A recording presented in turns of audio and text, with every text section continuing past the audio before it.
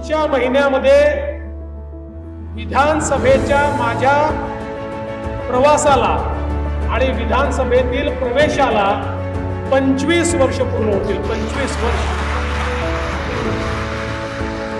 मी मागे वळून पाहिलं तर 1999ची विधानसभेची निवडणूक काल झाल्यासारखी मला वाटते.